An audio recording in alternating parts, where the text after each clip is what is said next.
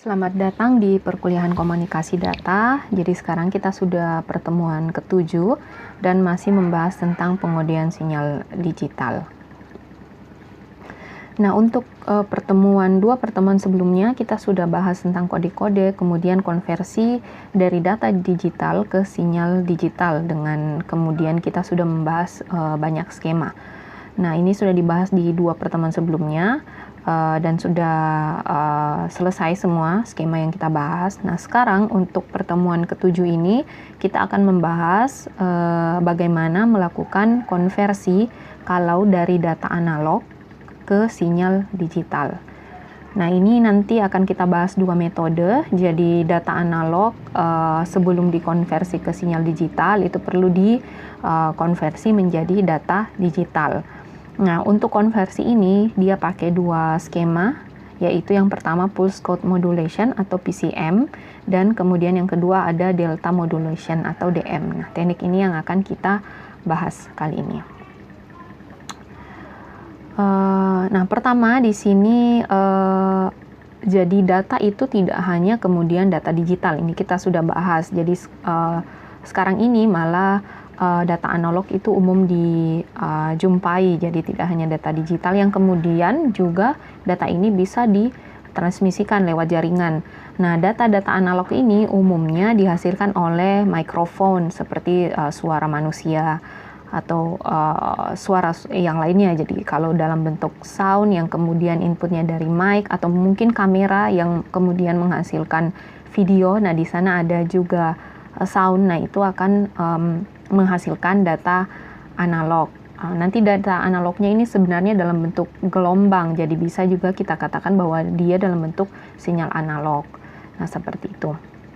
Nah, tentu saja data-data yang dihasilkan dari mic dan kamera ini dia diolahnya lewat terminal atau komputer kemudian sebelum ditransmisikan. Nah, seperti yang kita ketahui juga bahwa data-data yang kemudian bisa diolah oleh mesin seperti komputer itu harus dalam bentuk data digital. Jadi oleh karena itu tentu saja data-data analog ini juga perlu dikonversi ke data digital.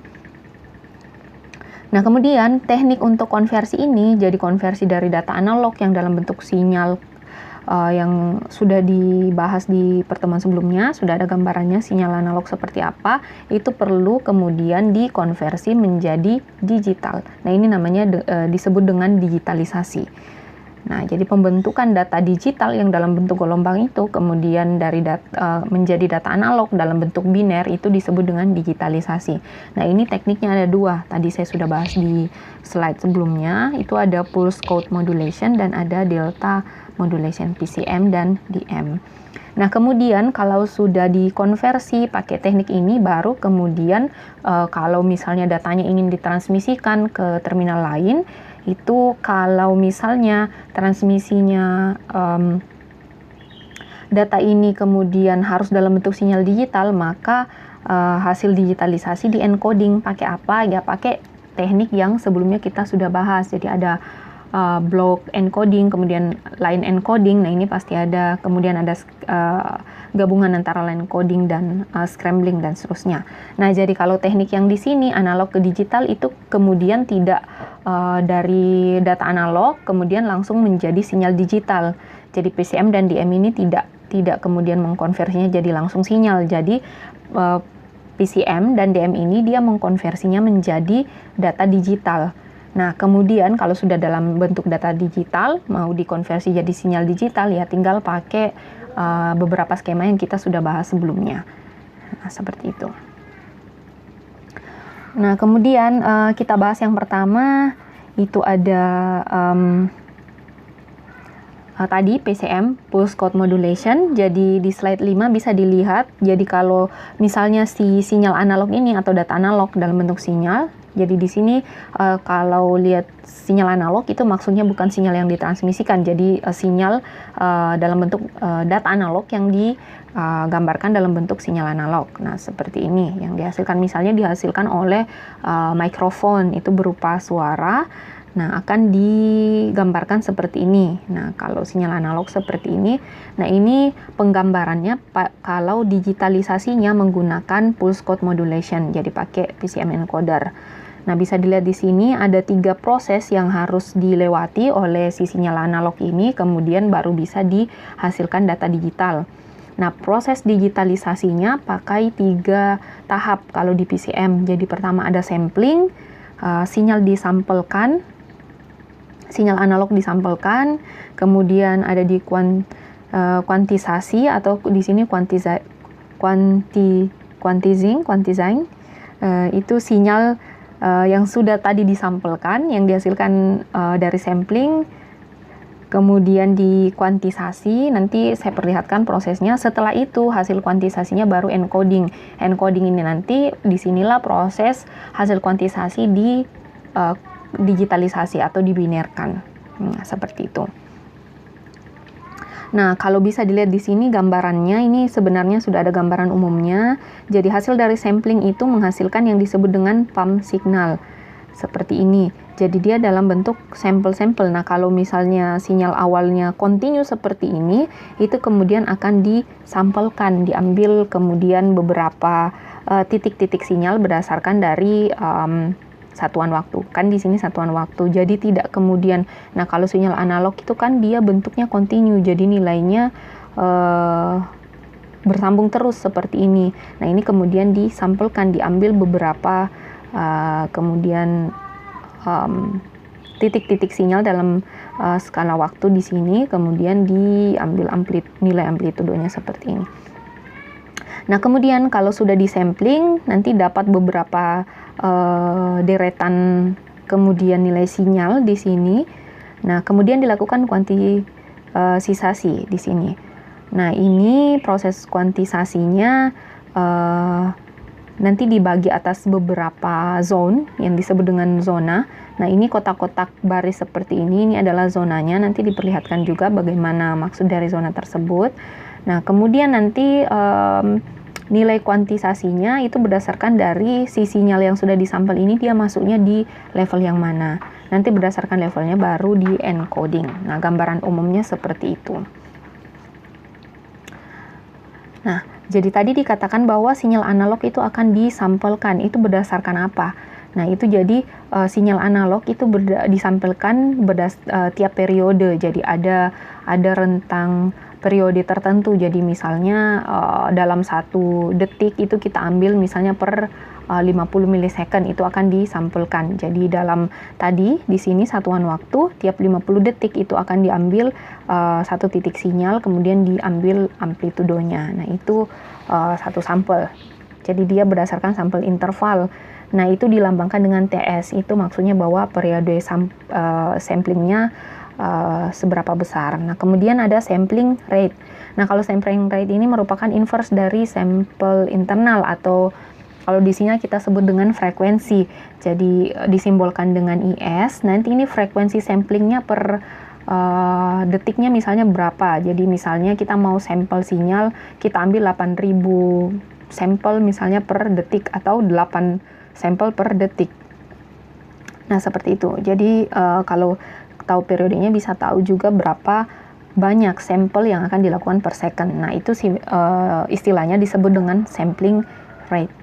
Nah, kemudian untuk sampling di dalam PCM ini bisa pakai 3 metode. Yang pertama ada yang ideal, ada yang natural, kemudian ada yang flat top. Nanti di slide selanjutnya akan saya perlihatkan di gambarnya seperti apa. Nah, kemudian hasil sampling tadi saya sudah jelaskan di awal, ada gambarannya sedikit. Nah, hasilnya itu disebut dengan PAM atau Pulse Amplitude Modulation. Jadi hasil dari proses sampling ini, nah beberapa titik sinyal tadi itu disebut dengan PAM. Nah, kemudian hasilnya seperti apa dari proses sampling ini? Hasilnya masih berupa data analog dengan nilai non-integral. Nah, nilai non-integral ini dia maksudnya nilai-nilai real. Jadi nilai amplitudonya masih dalam bentuk nilai real atau nilai kontinu, sehingga belum bisa kemudian dikonversi menjadi biner. Nah, makanya tadi ada proses yang disebut dengan kuantisasi, seperti itu. Jadi hasilnya dalam bentuk data analog dengan nilai yang non-integral. Nah, tadi di slide sebelumnya saya sudah perlihatkan bahwa ada 3 cara untuk kemudian melakukan sampel. Ada yang ideal sampling seperti ini. Jadi TS ini tadi per periodenya. Nah, misalnya ini dalam 1 detik itu gambaran data analognya seperti ini dalam bentuk sinyal analog seperti ini. Jadi kalau kita lihat di sini periodenya yang mana? Periode itu adalah per sampel. Jadi dari sampel 1 ke sampel selanjutnya itu berapa periodenya atau berapa millisecond misalnya, atau berapa millisecond, karena ini per second. Jadi tiap per berapa millisecond kemudian diambil sampling sinyal. Nah, kalau yang ideal sampling ini dia akan menghasilkan 1 titik seperti ini. Jadi sampling pertama 2, 3, 4, 5, 6, 7, 8, 9. Nah, kalau di sini kita bisa lihat ada 9 sampling. Jadi kalau sampling rate-nya ini adalah 9 sampling per detiknya. Nah, seperti itu.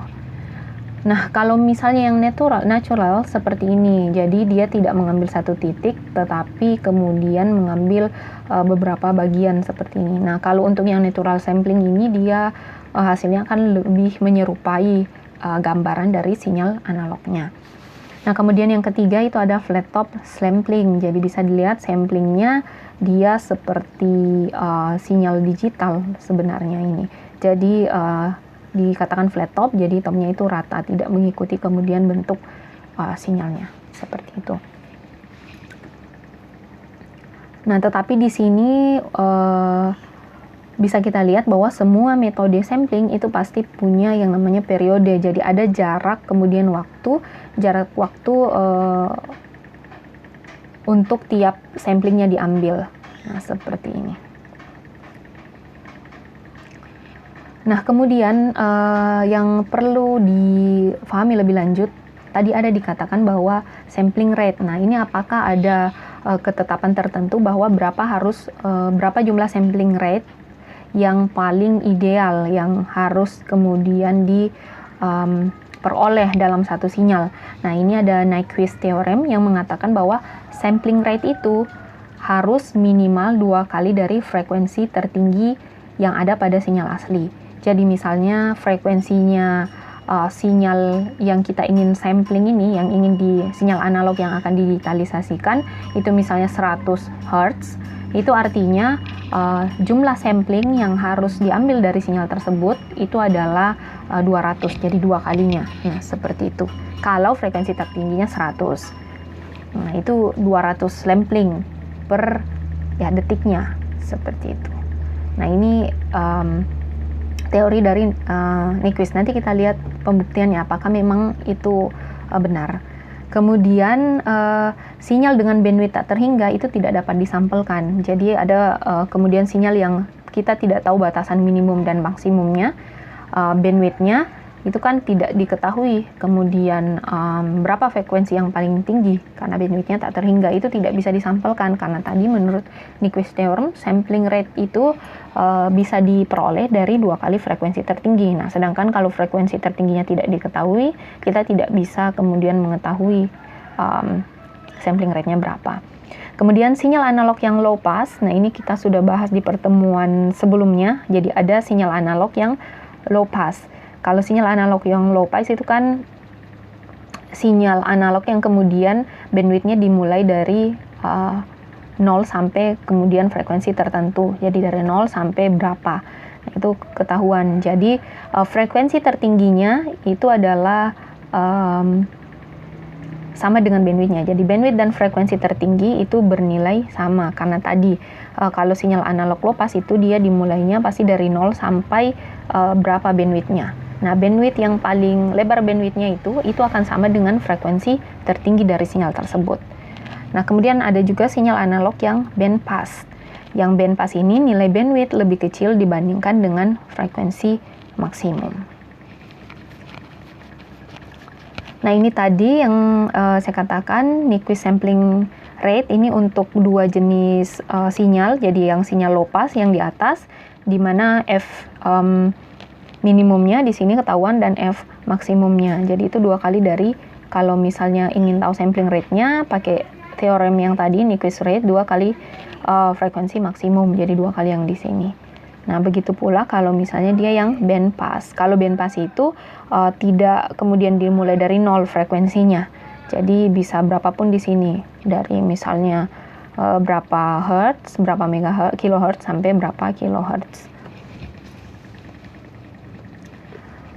Nah, misalnya contoh kasusnya seperti ini. Kalau misalnya ingin melihat tadi apakah memang Nyquist theorem ini ketentuannya itu sudah memenuhi yang disebut tadi dengan sampling, apakah bisa kemudian menyerupai dengan sinyal aslinya.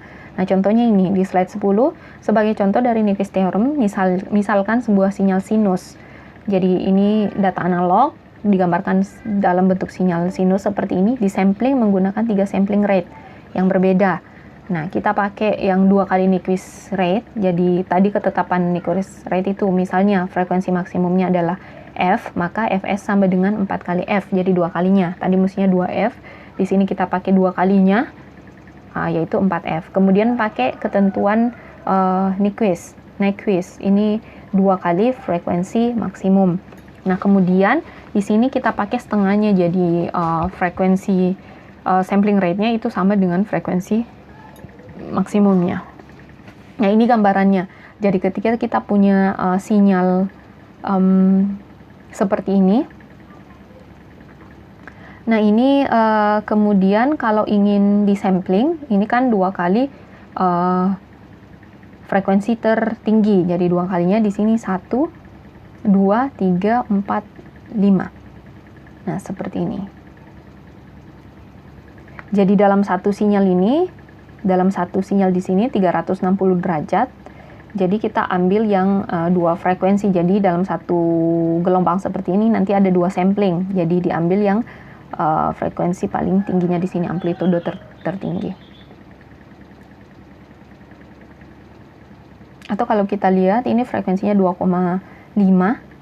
Nah, ini kalau dalam satuan waktu karena ada 2 gelombang, kemudian di sini ada setengah gelombang, 2,5 kali 2 itu ada 5, berarti 5 kali sampling di sini. Jadi 1, 2, 3, 4, 5. Nah, ini kalau kemudian diterjemahkan ke dalam sinyal hasil samplingnya seperti ini, nah akan dihubungkan titik-titiknya seperti ini. Jadi hasil sampling itu mendekati sinyal yang asli. Nah, bagaimana kemudian kalau pakainya yang 4F? Jadi nanti kalau 4F ini ada 10 sampling yang dilakukan. Jadi di 0 ini per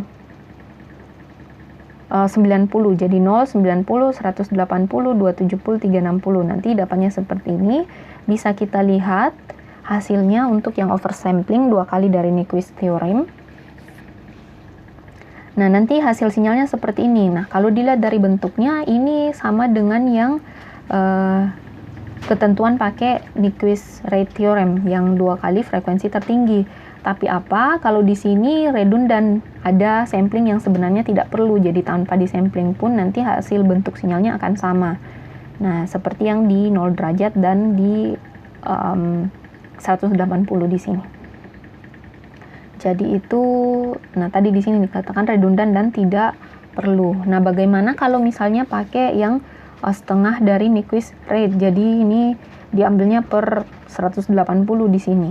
Nah, nanti dapatnya di sampling di sini, kemudian 180, di 270, kemudian di sini ada di sinyal kedua di 180. Nah, ini kalau digambarkan, hasil samplingnya itu tidak sama sekali menyerupai sinyal yang aslinya.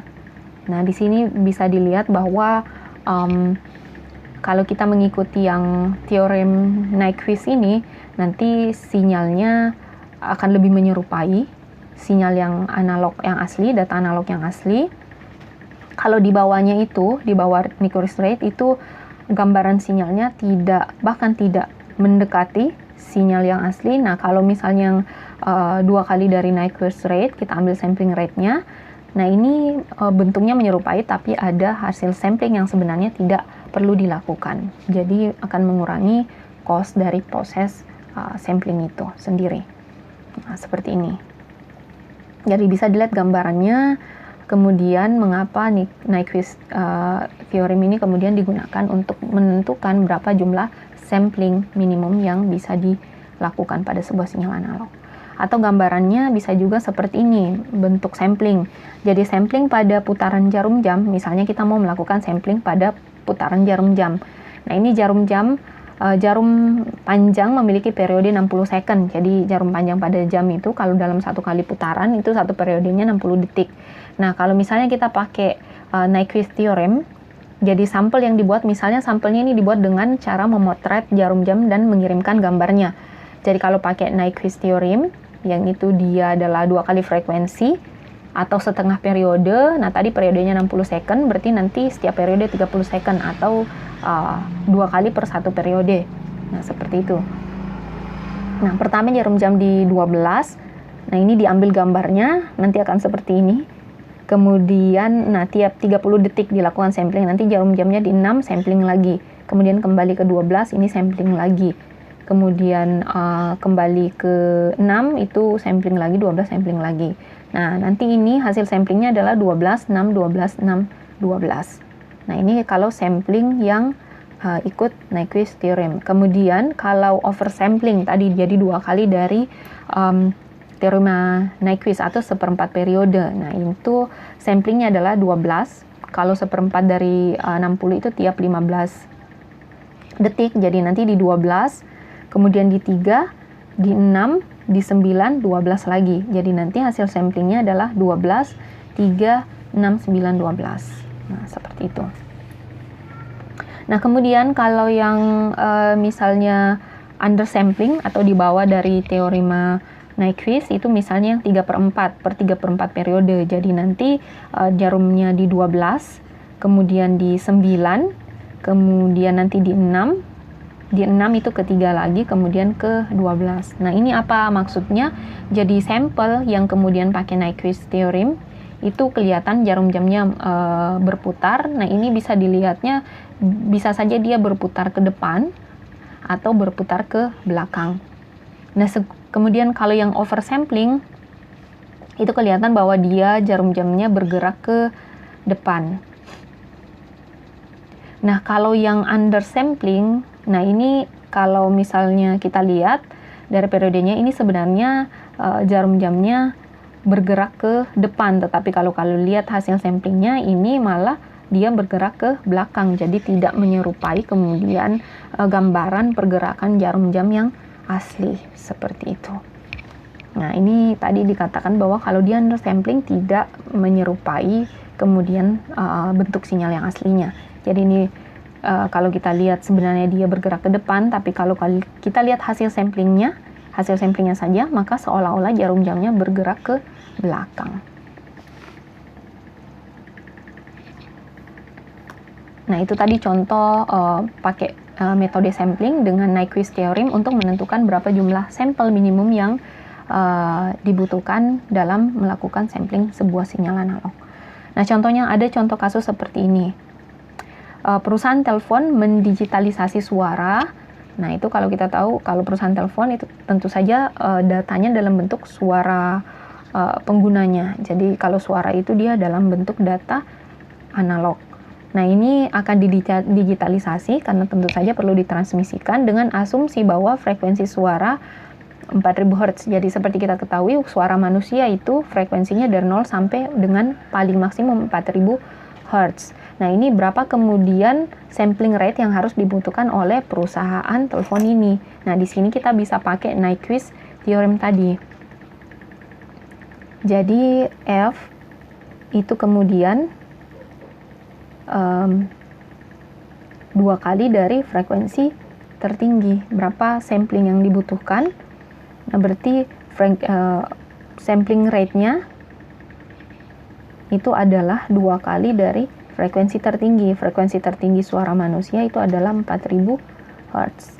Nah, ini dapatnya 8000 sampel. Jadi perusahaan telekomunikasi itu minimum melakukan sampling per detiknya sebanyak 8000 sampel. Nah, seperti ini. Nah, 8000 sampel ini paling minimum supaya nanti proses digitalisasinya pada saat dikonversi kembali di penerima menjadi data digital atau data analog atau sinyal analog itu menyerupai dari sinyal asalnya. Nah, kemudian contoh kedua seperti ini. Jadi misalnya a complex low pass signal, jadi sebuah sinyal yang low pass seperti itu, jenisnya sinyal analog yang low pass itu punya bandwidth sebesar 200 kHz. Jadi bandwidthnya 200 kHz. Nah, berapa kemudian minimum sampling rate untuk sinyal ini? Nah, kalau pakai Nyquist theorem itu kita harus tahu frekuensi maksimumnya. Nah, sedangkan di sini yang diketahui itu hanya bandwidth. Nah, rumusnya bandwidth, kalau misalnya kita lihat kembali lagi materinya. Nah, bandwidth itu adalah frekuensi minimum dikurang dengan frekuensi maksimum kurang dengan frekuensi minimum. Nah, kemudian kita tahu tadi bahwa kalau low pass signal itu frekuensi minimumnya adalah 0, sehingga bandwidth tadi frekuensi max kurang frekuensi minimum, sehingga frekuensi maksimumnya itu adalah bandwidthnya 200 dikurang dengan frekuensi minimumnya 0, maka ini 200 kHz.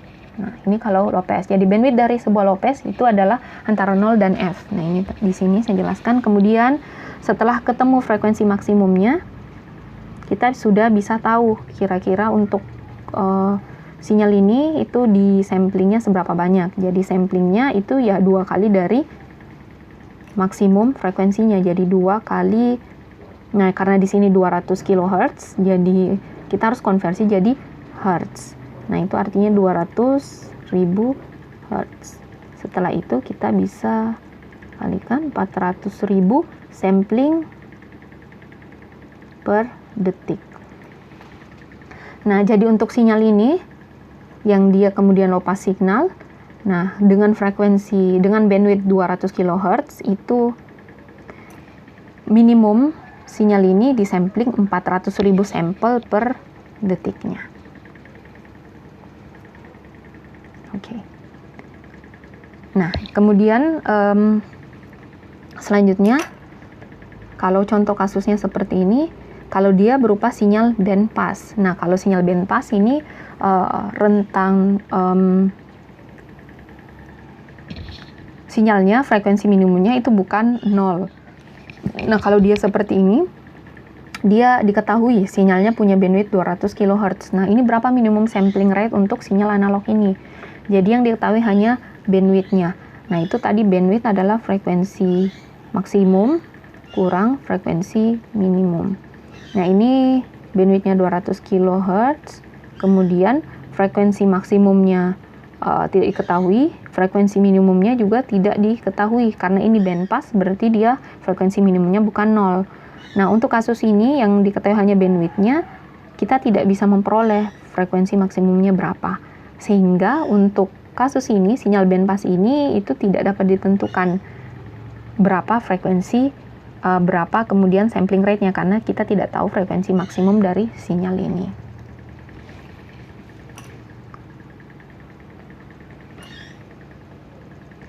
Oke, itu tadi tentang sampling. Semoga sudah ada gambarannya apa yang disebut dengan sampling dan apa yang dilakukan skema PCM ini di dalam melakukan sampling atau mengambil sampel dari sinyal analog. Nah, kemudian ada kuantisasi, ini proses selanjutnya. Jadi kalau sudah tadi dapat nilai PAM-nya setelah dilakukan sampling, itu selanjutnya adalah nilai-nilai sampel yang diperoleh dilakukan kuantisasi. Jadi kuantisasi ini prosesnya seperti ini, ada 4 tahap. Jadi yang pertama diasumsikan bahwa sinyal analog punya amplitudo antara V minimum dan V maksimum. Nah, kemudian langkah selanjutnya, jadi sinyal analog ya ada amplitudonya, paling minimum berapa, paling maksimum berapa. Nah, kemudian dibagi sinyal ke dalam L zona. L ini banyaknya zona. Jadi setelah kemudian tadi ada hasil sampling, itu sinyalnya dibagi ke dalam L zona. Kemudian zona ini, jadi dalam berapa zona-zona ini punya tinggi atau lebarnya. Nah, kalau di dalam misalnya tabel seperti itu, jadi lebar barisnya itu disebut dengan delta. Jadi lebar zonanya disebut dengan delta, tinggi zonanya. Nah, cara memperoleh delta ini berapa kemudian lebar zona per satu zonanya atau nilai deltanya itu adalah Vmax, jadi sinyal analog paling amplitudo, maksud saya amplitudo paling maksimumnya dikurang dengan amplitudo paling minimum dibagi dengan berapa kemudian zona yang akan digunakan atau berapa level, seperti itu. Nah, ini akan menghasilkan nilai delta atau nilai tinggi atau bisa dikatakan lebar tiap zonanya. Kemudian yang ketiga, ini akan menentukan nilai kuantisasi untuk setiap zona. Jadi zonanya nanti akan dikuantisasi pakai nilai tertentu, nilainya itu dimulai dari 0 sampai L. Jadi kalau misalnya levelnya ada 5, nanti setiap zonanya akan dikuantisasi dari 0 sampai kemudian 5, seperti itu. Nah, kemudian langkah yang terakhir itu adalah mendekatkan nilai sampel. Jadi nilai sampel itu adalah nilai amplitudonya dengan nilai kuantisasi. Ini kelebihan A ya. Kuantisasi. Nah, tadi. Jadi ini dari tahap awal, kemudian tahu amplitudo minimum maksimum, kemudian tentukan jumlah zona, hitung berapa tinggi setiap zona dengan delta, kemudian setelah dapat zonanya, nanti zonanya itu akan istilahnya berikan nilainya itu dari 0 sampai L. Nah, ini nilai setiap zonanya kemudian akan dilakukan kuantisasi. Jadi amplitudo setiap sampel itu akan didekatkan dengan nilai zonanya. Seperti itu. Nah, di sini contohnya, jadi saya perlihatkan di slide 16. Misalnya ada sebuah sinyal yang telah disampling seperti ini. Nah, ini supaya gampang perhitungannya. Ini anggaplah samplingnya sebanyak ini, jadi kita tidak perlu sampai 4000, nanti hitungnya lumayan banyak lama. Ini kita bisa lihat samplingnya ada berapa, 1, 2, 3, 4, 5, 6, 7, 8, 9. Jadi pakai yang ideal sampling dapat 9 sampling untuk satu sinyal ini. Nah, contohnya sinyalnya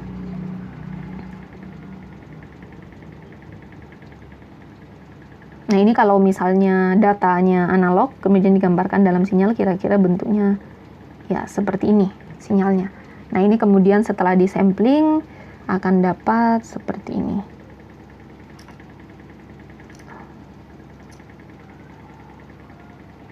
Nah, bentuk sinyalnya yang seperti tadi, ini saya kasih garis putus-putus saja. Karena ini sudah kemudian disampling. Jadi nah, kalau kita lihat ini 5, 6, 7, 8, 9. Jadi untuk ini ada 9 sampel sinyal atau dikatakan nilai PAM-nya. Nah, untuk sinyal ini diketahui bahwa amplitudo sampel itu adalah paling minimumnya minus 20, paling maksimumnya 20. Dan level dari yang akan kita gunakan atau zonanya kita akan bagi ke dalam 8 zona. Jadi L-nya sama dengan 8. Nah, sekarang kalau di kuantisasi kita harus tahu dulu kemudian tinggi tiap zonanya seperti apa. Nah, tadi yang dimaksud dengan delta adalah ini. Jadi satu baris seperti ini nih, satu zona. Nah, kalau yang dimaksud dengan delta ini yang di sini. Nah, ini 1, 2, ini tiap zona ada deltanya atau lebarnya. Nah, ini kalau caranya untuk menghitung tadi adalah frekuensi maksimum kurang frekuensi minimum. Jadi delta sama dengan 20 dikurang 20 minus 20 per, kita akan bagi menjadi 8 zona atau 8 level seperti itu. Nah, ini dapatnya 40 dibagi 8 dapatnya 5 volt. Nah, sehingga di sini deltanya 5 volt. Nah, ada beberapa nilai yang kemudian ditentukan dalam kuantisasi ini, proses kuantisasi. Yang pertama adalah kita menormalisasi nilai PAM-nya. Jadi nilai PAM ini nilai amplitudo dari setiap sampling sinyal. Nah, kalau nilai yang amplitudo sebenarnya itu yang di sini, jadi sampel pertama itu minus 6,1. Kemudian yang kedua itu 7,5, sampel ketiga 16,2 dan seterusnya. Nah, caranya menormalisasi itu adalah amplitudo dibagi dengan delta. Nah, ini 5 volt. Jadi di sini nilainya minus 6,1 dibagi dengan 5. Nanti dapatnya yang di sini yang baris pertama, normalize pump values. Jadi 1 nanti bisa dihitung sendiri. Jadi 7,5 di sini kemudian dibagi dengan lebarnya itu 5, nanti dapatnya 1,5 seperti itu. Nah, ini kemudian ketemu normalize pump values, dinormalisasi sesuai dengan tinggi dari zonanya. Kemudian yang kedua adalah normalize quantized values. Nah, ini adalah nilai kuantisasi yang kemudian sudah dinormalisasi seperti itu. Nah, kemudian ini bagaimana cara hitungnya? Jadi ini normalized quantized itu sama dengan nilai tengah setiap zona. Jadi nilai tengahnya setiap zona di mana sinyal tersebut berada, sampel tersebut berada. Misalnya sampel yang pertama bisa dilihat di sini, dia berada di zona kedua, jadi bisa dikatakan dia -2, level -2. Nah, ini nilai tengahnya itu adalah ini 0, 1, 2, itu artinya nilai tengahnya di sini itu adalah 1,5. Kan di sini 0, -1, -2, jadi nilai tengah di sini adalah -1,5. Nah, semoga jelas. Kemudian yang kedua, kita lihat dia berada di level kedua. Nah, nilai tengahnya itu adalah 1,5. Di sini 0, 1, nilai tengah di sini adalah 1,5. Seperti ini. Nah, kemudian yang sampel ketiga, kita bisa lihat di antara 3 dan 4 itu nilai tengahnya adalah 3,5 dan seterusnya. Yang terakhir, misalnya yang kedua terakhir, nah dia di -2 di bawah, itu nilai tengahnya adalah -1,5. Nah, ini ketemunya nilai kuantisasi yang ternormalisasi.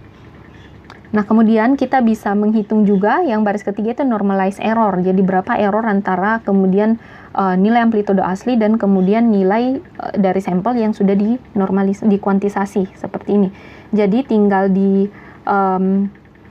perkurangkan yang nilai di sini, nilai yang sudah dikuantisasi dikurang dengan nilai pump yang aslinya yang sudah juga dinormalisasi. Nah, ini nanti selisihnya akan diperoleh berapa jumlah errornya. Jadi kalau nilai pumpnya sama dengan nilai yang dikuantisasi, itu errornya 0. Jadi tidak ada kemudian error sinyal yang terjadi. Seperti itu. Nah, error sinyal ini berarti ada perbedaan antara sinyal asli kemudian dengan sinyal yang sudah dikuantisasi atau disampling. Nah, seperti itu. Nah, ini kita dapat normalize error. Nah, kemudian bagaimana kemudian memperoleh nilai kuantisasinya, kode kuantisasi. Nah, jadi proses kuantisasi ini tadi mendekatkan nilai kuantisasinya dengan kuantisasi code. Nah, tadi dikatakan bahwa setiap zona itu akan dikuantisasi dari 0 sampai kemudian L. Jadi yang paling bawah ini itu kemudian dikodekan karena ada 8 level. Oh maaf, ini 0 sampai 7 karena ada 8 level atau 8 zona. Jadi yang paling bawah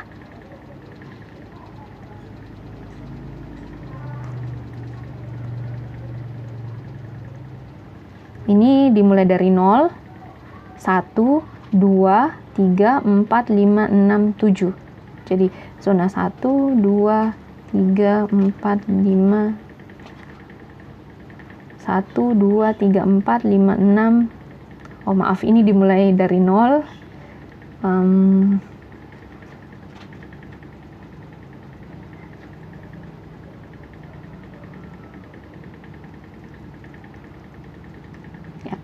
Mulai dari 0, 1, 2, 3, 4, 5, 6, 7. Nah, ini nilai kode kuantisasi. Nah, itu kemudian tadi didekatkan. Apa maksudnya? Ya, kita tinggal lihat tadi dia masuk di zona yang mana. Jadi kalau 1,5 di sini itu pasti masuknya ke zona 2. Jadi di sini tadi dia. Kalau gambarannya ya kira-kira seperti ini. Nah, dia masuknya ke zona 2 untuk sampel pertama. Maka kuantisasi kodenya atau quantization kodenya itu adalah 2. Nah, ini kita bisa dilihat nilainya bukan lagi yang non-integral, jadi sudah integer seperti ini dalam bentuk digit. 2. Kemudian sampling yang kedua dia di sini kita dekatkan, dia masuknya ke zona yang mana? Kuantisasi kode yang 5. Kemudian yang ketiga itu 7, keempat itu 7. Nah, yang kedua terakhir ini dia masuknya ke 2. Oke.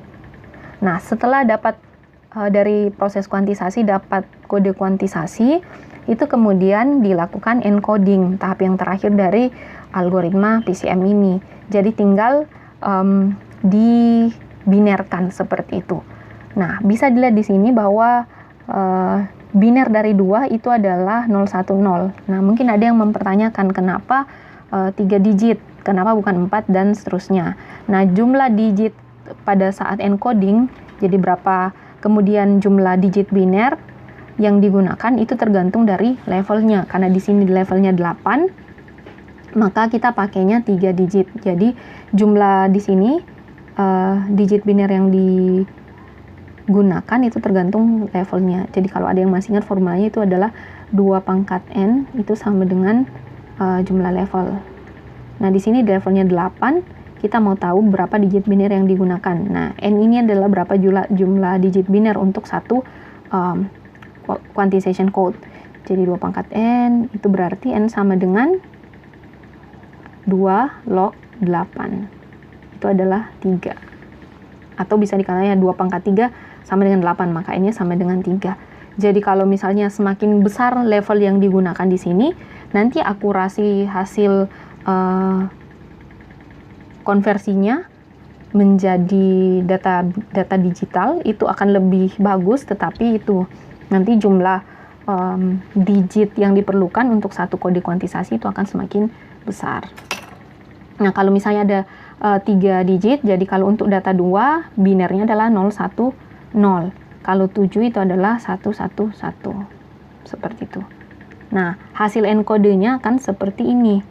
Jadi sinyal digital yang bentuknya seperti ini, itu kemudian, atau data digital yang bentuknya seperti ini, setelah kemudian pakai algoritma PCM, itu akan menghasilkan data sebanyak ini. Jadi ada 27 bit biner. Nah, seperti ini. Nah, kalau sudah dapat binernya, mau ditransmisikan pakai sinyal digital, baru kemudian digit ini dilakukan encoding lagi pakai skema-skema yang kita sudah pelajari pada dua pertemuan sebelumnya. Ya, mau pakai yang Manchester atau mau pakai yang gabungan antara block coding dan line coding, atau pakai scrambling dan line coding dan seterusnya. Nah, ini algoritma PCM.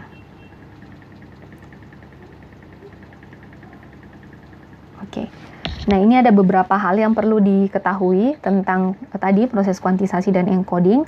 Tadi bisa dilihat bahwa level kuantisasi disesuaikan dengan rentang nilai amplitudo. Nah, mungkin ada tadi yang menanyakan tentang berapa banyak kemudian level yang harus digunakan, atau berapa banyak zona yang kemudian digunakan dalam proses kuantisasi. Kalau yang tadi pakai 8 zona, nah itu kalau misalnya di sinyalnya bisa pakai ini, jadi tergantung dari rentang nilai amplitudonya. Jadi kalau semakin banyak kemudian rentang nilai amplitudo, itu levelnya akan semakin banyak.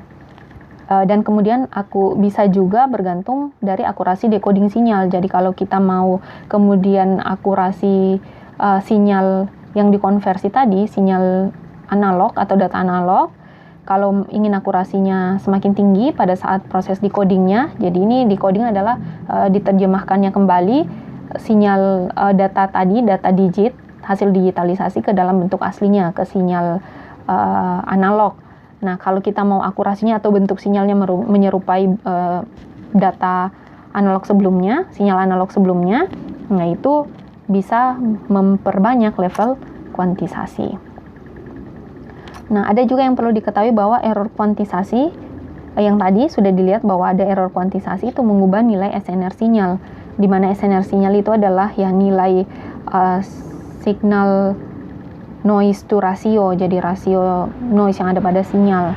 Nah, ini mempengaruhi. Jadi kalau misalnya kuantisasinya errornya banyak, ya tentu saja nilai SNR-nya ini juga lebih kecil. Karena nilai SNR yang besar itu justru tidak sinyalnya tidak terlalu dipengaruhi oleh noise. Nah, kemudian SNR ini, nilai SNR-nya akan bergantung pada jumlah level kuantisasi atau jumlah bit per sampelnya. Nah, tentu saja karena level kuantisasi dia menentukan berapa jumlah bit yang direpresentasikan oleh tiap sampel. Nah, ini sebenarnya kita bisa hitung pakai formula ini. Jadi, ingin tahu untuk misalnya pada saat di encoding ini, proses kuantisasi maksud saya, kalau diketahui misalnya pakai jumlah 3 bit per sampel atau pakai 8 level, nah itu berapa nilai SNR-nya dalam desibel. Ini rumusnya seperti ini, 6,02 dikali dengan berapa jumlah bit per sampel. Kalau yang tadi contohnya itu 3 ditambah dengan 1,76, itu ketemu SNR-nya berapa dalam desibel. Nah, contohnya seperti ini. Jadi di slide 16 tadi yang ya sinyal yang ini, kalau misalnya sinyal tersebut ingin dihitung signal to noise rasionya itu berapa dalam desibel, itu kita bisa hitung. Jadi tadi diketahui bahwa sinyalnya punya 8 level, jadi proses kuantisasinya pakai 8 level, kemudian per sampelnya itu diwakili oleh 3 bit, maka kita bisa menghitung signal to rasionya adalah 6,02 dikali dengan berapa jumlah bit per sampel, 3 ditambah dengan 1,76. Jadi bisa dilihat di sini.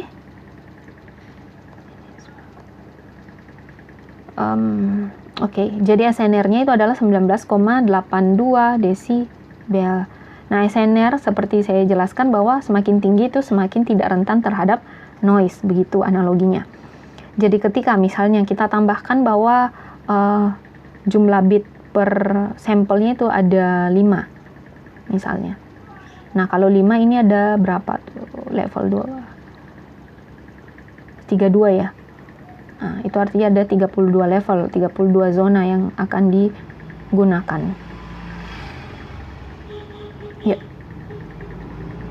Ya, 32. Nah, kemudian kalau kita hitung SNR-nya, nah ini akan 6,02 kali 5 ditambah dengan 1,76. Ini pasti akan meningkat nilai SNR-nya. Nah, kalau semakin meningkat nilai SNR-nya itu artinya semakin kemudian sinyalnya tidak terpengaruhi oleh noise. Nah, seperti ini. Nah, jadi perubahan jumlah level akan menambah nilai SNR sinyal, jadi semakin tidak rentan dengan noise. Nah, contoh yang lainnya pada slide 19, jadi misalnya sebuah jaringan telepon harus memiliki SNR, jadi ada jaringan telepon, sudah dipatok nilainya, jaringan ini harus misalnya memiliki SNR di atas 40, jadi minimal 40 desibel. Nah, berapa jumlah bit minimal untuk setiap sampelnya? Jadi, sudah ditetapkan signal to rasionya harus paling minimum 40. Nah, kemudian berapa kalau kita ingin mencapai SNR yang segini di atas 40, berapa kemudian jumlah bit dalam satu sampelnya untuk sinyal yang dilewatkan di jaringan ini. Nah, kita pakai formula yang tadi. Jadi, cara menghitungnya tinggal seperti ini.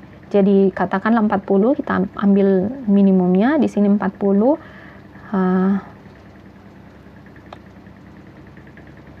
Seperti ini, jadi 40 sama dengan 6,02 NB tambah 1,76. Ini nanti berarti berapa jumlah bitnya? Ya tinggal 40 kurang 1,76 dibagi dengan 6,02. Ini kalau kalian hitung ya kira-kira 6,35. 6,35 bit per sampel, tapi kan tidak ada bit yang pakai 0,35, jadi bisa dibulatkan menjadi 7 atau 8 bit per sampel. Kenapa dibulatkannya ke atas? Karena ini kita pakai standar minimum 40, sedangkan maunya di atas 40. Jadi di atas bit ini bisa 7 dan bisa 8. Dan memang perusahaan telepon itu biasanya menggunakan 7 atau 8 bit per sampelnya. Nah, ini agar tentu saja sinyal yang dilewatkan, sinyal analog berupa suara, data analog itu hasil kuantisasi, hasil encodingnya akan lebih menyerupai dari sinyal aslinya, atau noise-nya berkurang. Nah, contoh lain di slide 20 itu apabila suara manusia didigitalisasi. Jadi suara manusia tadi yang frekuensinya sudah saya jelaskan, frekuensi suara manusia itu 0 sampai 4000 Hz. Nah, berapa kira-kira bitrate yang dibutuhkan jika terdapat 8 bit per sampel? Nah, berapa bitrate-nya? Jadi bisa dihitung. Nah, jadi suara manusia normalnya punya frekuensi 0 sampai 4000 Hz. Jadi kita kalau pertama kita hitung sampling rate-nya. Nah, ini. Ya, sampling rate-nya rumusnya kita pakai yang Nyquist theorem.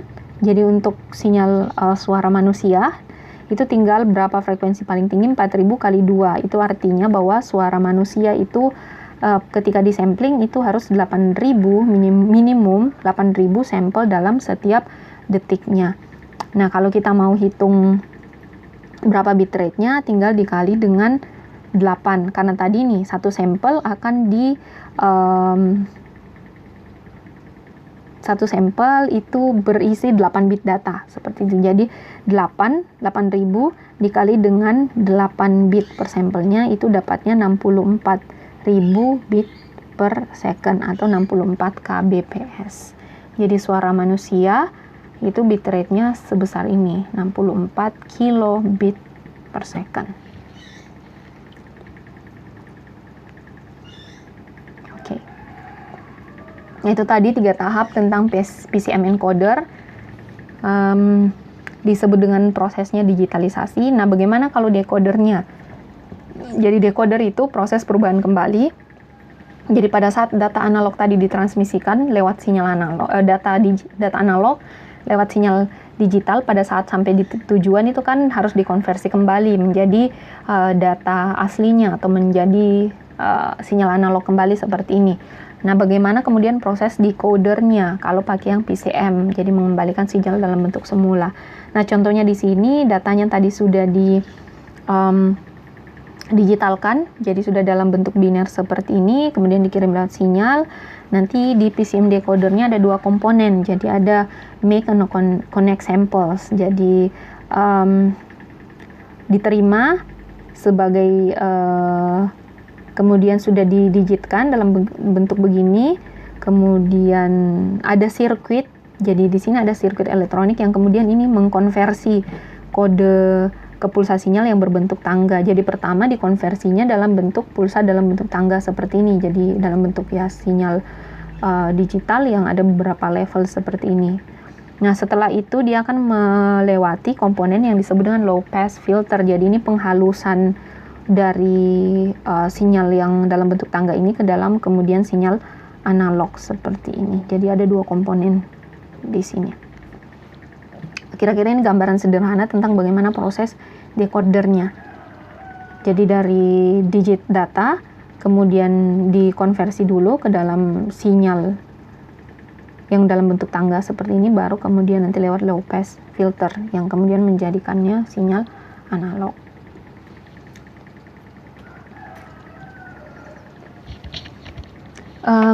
Oke, di slide 22 ada lagi contoh kasus.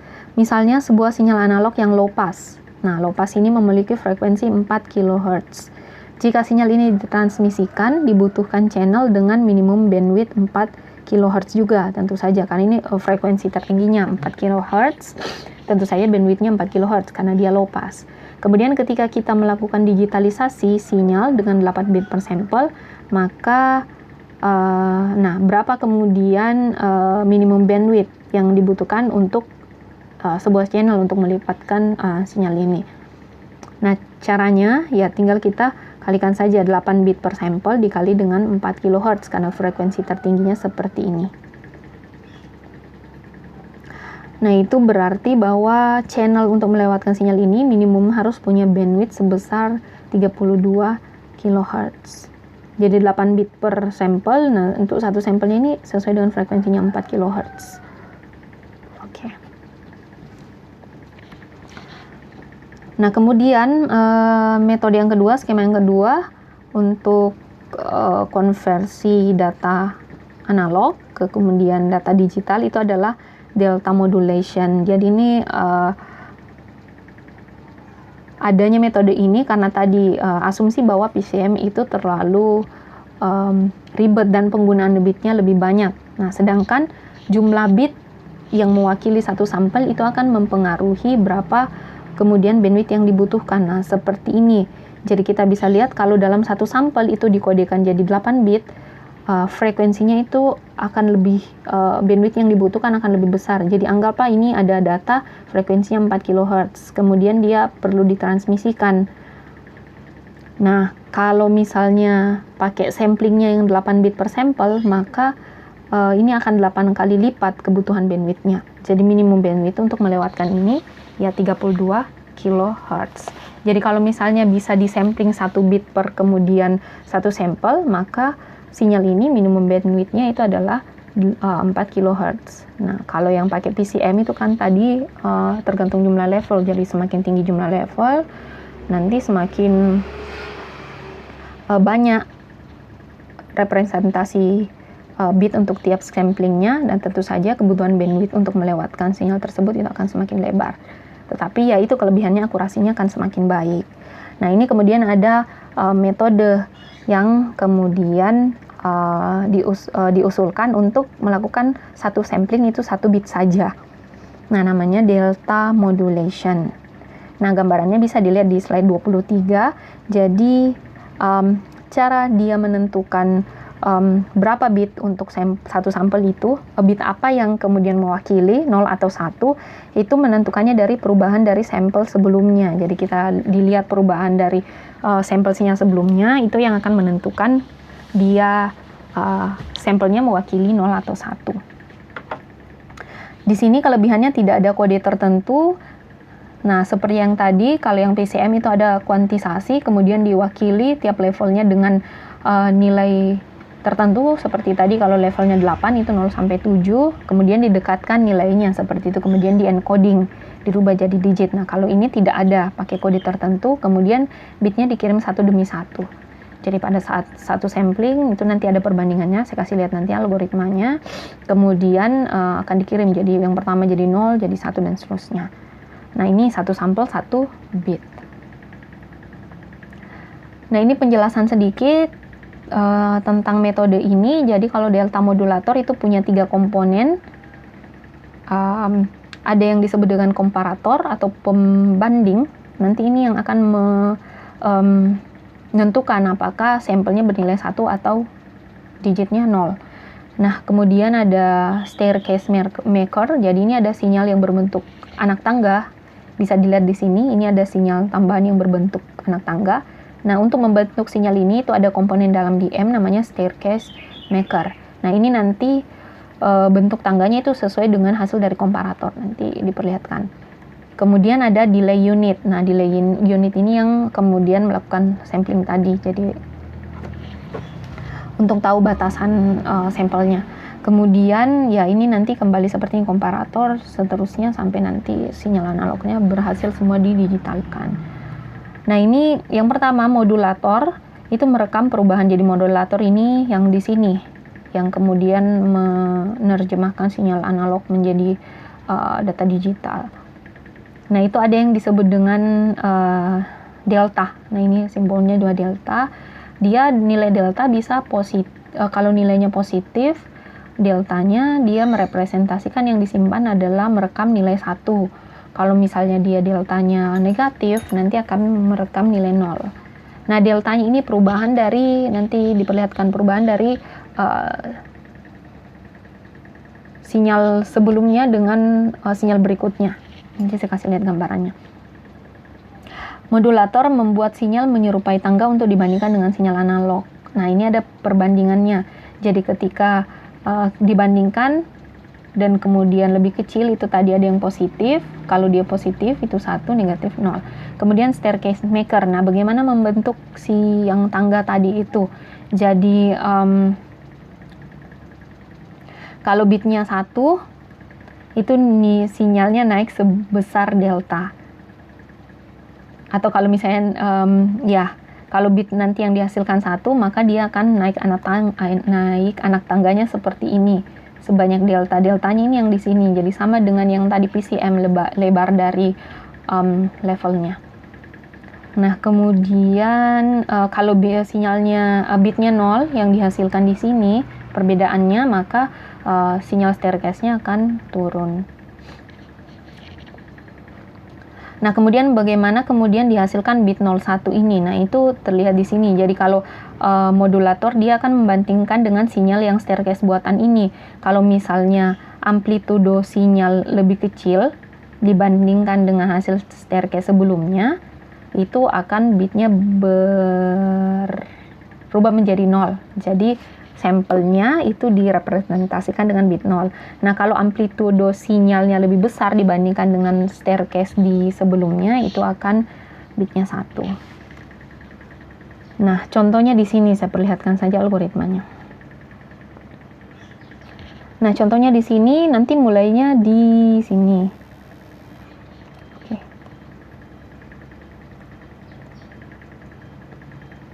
Nah, ini kita bandingkan, kalau sinyal awal ini pasti lebih kecil. Jadi lebih kecil dibandingkan dengan misalnya yang staircase-nya tadi. Kalau lebih kecil itu artinya bahwa dia akan turun seperti ini. Saya perlihatkan algoritmanya ini. Sinyal turun sebanyak delta. Nah, ini. Nah, kemudian kita bandingkan yang kedua ini, dia lebih besar dibandingkan dengan staircase sebelumnya. Jadi di sini staircase sebelumnya di level ini, sedangkan ya kita bisa lihat samplingnya ya kira-kira di sini. Ini saya buat samplingnya saja.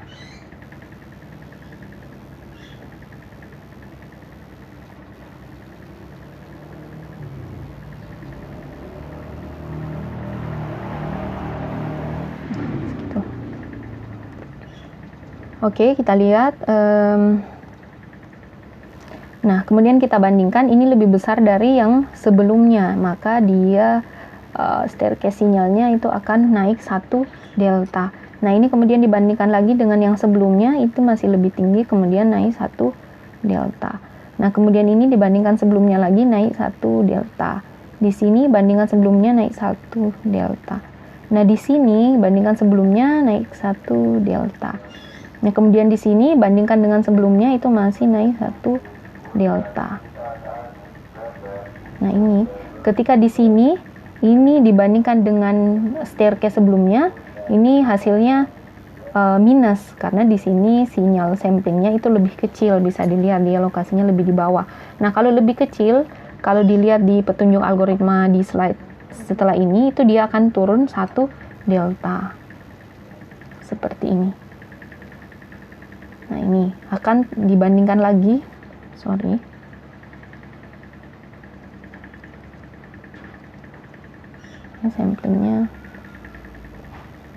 Nah, ini kalau dibandingkan, ini masih lebih kecil, jadi dia akan minus. Nah, ini turun 1 delta. Ini dibandingkan dengan staircase-nya turun 1 delta.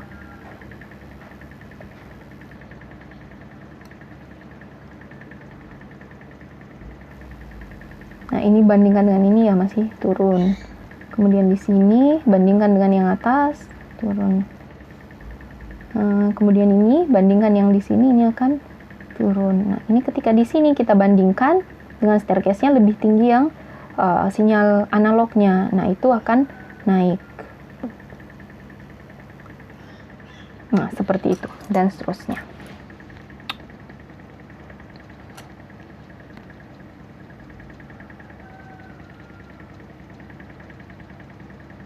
Nah, kalau yang ini mestinya dia turun ketika dibandingkan di sini.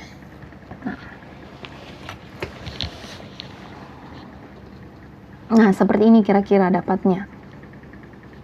Nah, nanti kalau misalnya mau paling gampang untuk mengenerate datanya, bisa dilihat di sini. Kalau turun seperti ini, tadi bisa dilihat ini kan dia dari bawah sini ke sini, sinyal staircase-nya akan turun jadi 0. Nah, ketika naik tingkat seperti ini, setiap dia naik 1 delta, itu dia digitnya bernilai 1. Jadi ini 1, 1, 1, 1, 1 sampai atas.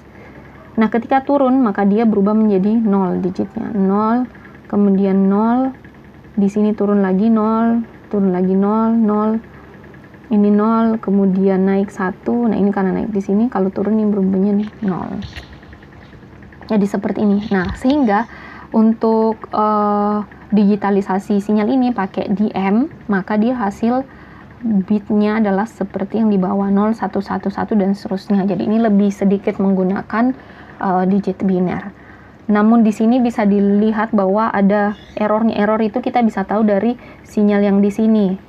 Jadi hasil staircase sinyalnya dengan sinyal aslinya ini ada perbedaan area yang di sini. Nah, ini yang disebut dengan errornya. Seperti itu. Nah, untuk metode DM ya kira-kira encodingnya seperti yang saya tunjukkan tadi. Nah, itu tadi proses modulasinya. Kemudian kalau demodulasinya, delta demodulation, menerjemahkan kembali data digital ke sinyal aslinya. Di sisi receiver, itu ada 3 komponen yang dibutuhkan. Ada si staircase maker, jadi data digital yang sudah ada itu kembali dibuatkan sinyal bantuan, sinyal tangganya tadi, sinyal bantuan atau staircase maker. Kemudian dari staircase maker tadi diterjemahkan menjadi sinyal analog lewat si low pass filter yang kemudian akan menghaluskan menjadi sinyal analog seperti ini. Nah, di sini ada delay unit ya, tentu saja kemudian membatasi ini digit pertama, digit 1 yang pertama itu sampai rentang waktu berapa, yang kemudian digit waktu kedua, digit yang kedua, digit biner yang kedua sampai rentang waktu berapa, sehingga sinyalnya nanti akan continue seperti ini, jadi tidak per sampel lagi. Oke, saya kira itu tadi penjelasan tentang bagaimana melakukan konversi analog kemudian ke digital. Jadi perlu diingat 2 metode ini, PCM dan DM, dia mengkonversinya dari data analog yang belum berbentuk sinyal itu dikonversi menjadi digit biner. Jadi bukan langsung dikonversi jadi sinyal digitalnya, jadi dikonversi ke data digital dulu. Kemudian dari data digital, kalau mau ditransmisikan lewat sinyal digital ya pakai kemudian skema yang kita sudah bahas sebelumnya. Jadi ada line coding, block coding, dan scrambling. Nah, saya kira untuk pertemuan kali ini cukup sekian. Kalau ada yang mau ditanyakan, yang kurang jelas nanti ditanyakan di Google Classroom-nya. Sekian, terima kasih.